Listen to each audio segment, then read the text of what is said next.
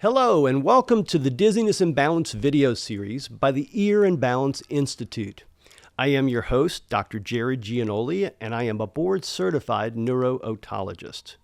Neuro-otology is the medical specialty that deals with inner ear dizziness and balance disorders. This video series is intended to be educational and not intended to be medical advice. For individual medical advice, please speak with your own physician. Ears and airplanes, what's the deal? In this segment, we're going to talk about something called otic barotrauma. Otic meaning ear, baro referring to pressure, and trauma. So pressure to the ear causing trauma.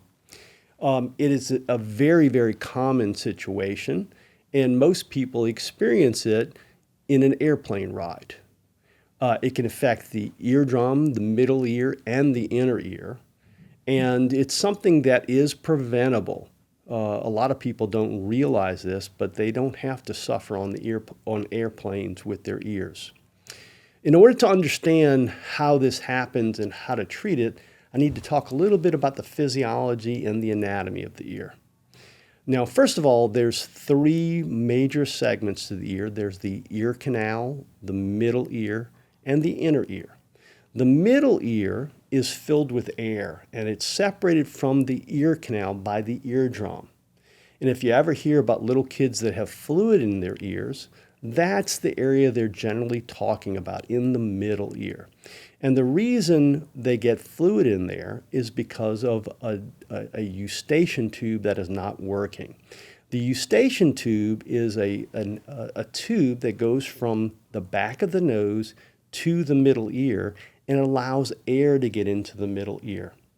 Now, it's normally closed. It has to be actively opened, and we open it when we swallow or when we move our jaw a certain way, but it has to be opened to allow air to get into the middle ear. When it becomes dysfunctional and it doesn't open, what will happen is you'll get a negative pressure in the middle ear, and then eventually fluid will get sucked into that space, and then eventually it will lead to ear infections, which is what we see so commonly in children.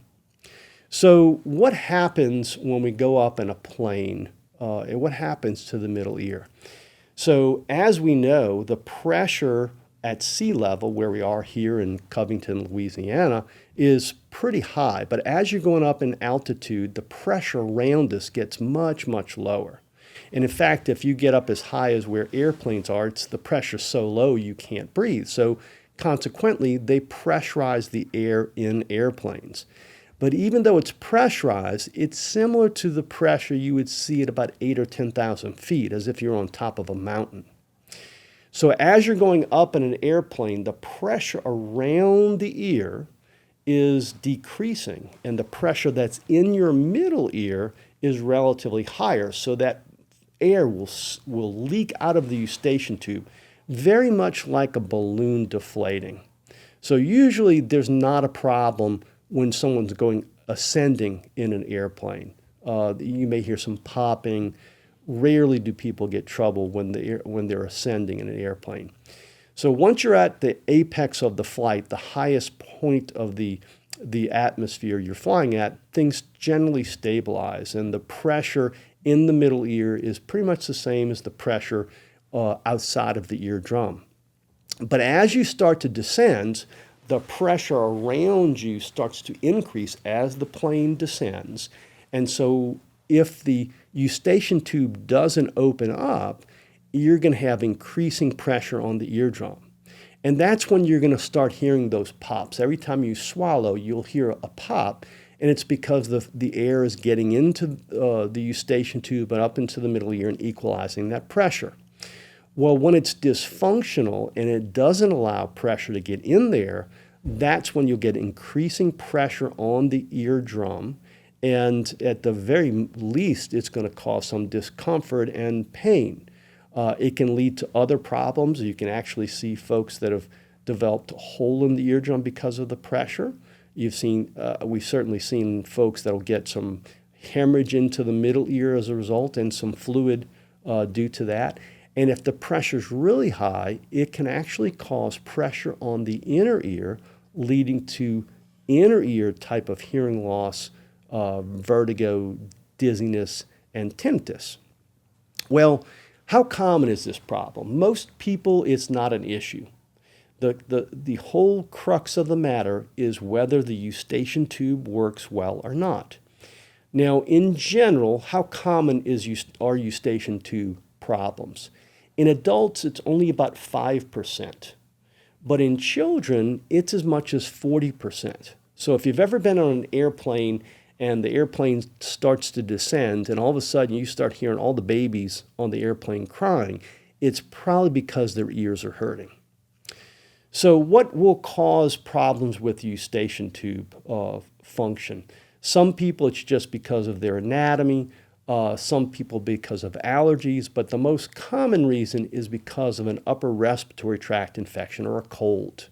When that happens, you generally get nasal congestion, the lining of the nose swells up, the lining in the back of the nose swells up, and consequently the lining of the eustachian tube swells up, and it makes it harder for us to open the eustachian tube and get pressure into the middle ear.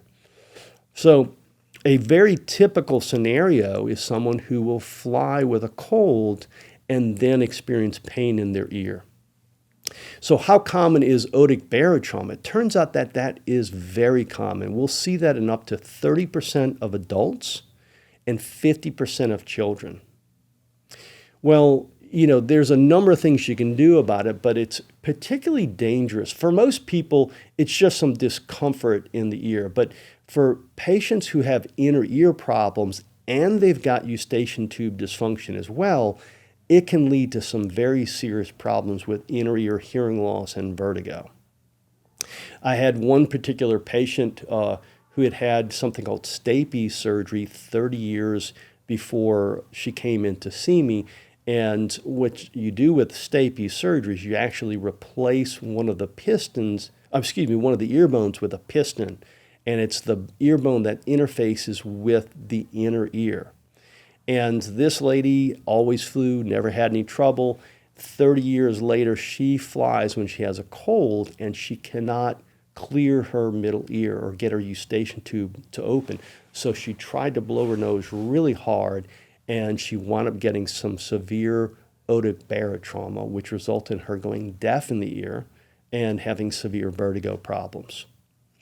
Well, how do you treat this? How do you prevent it? So the first thing is, if you have a cold, the easiest thing to do is just wait until your cold is resolved before flying on an airplane.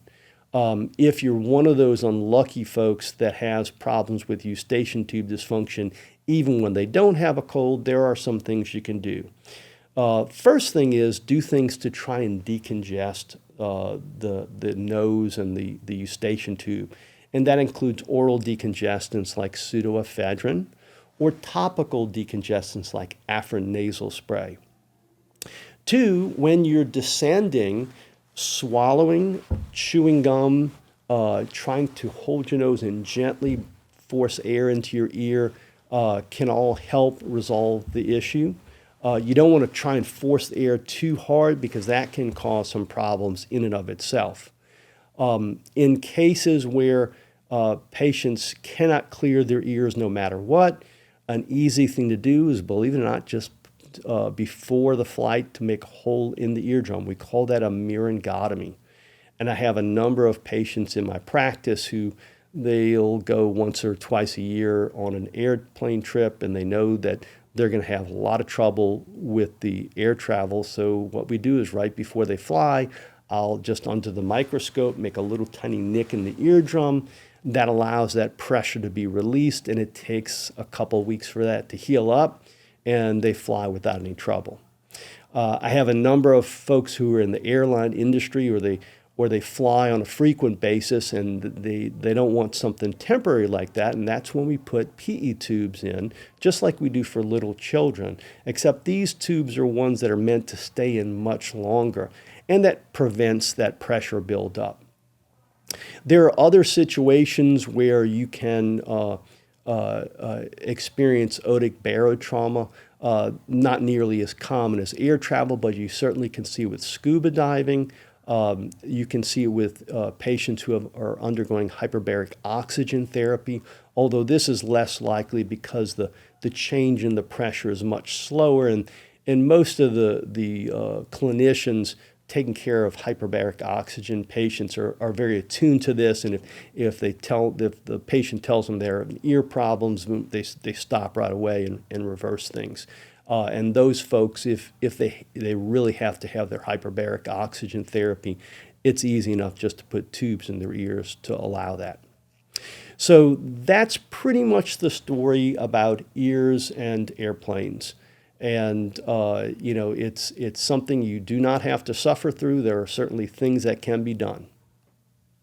Thank you.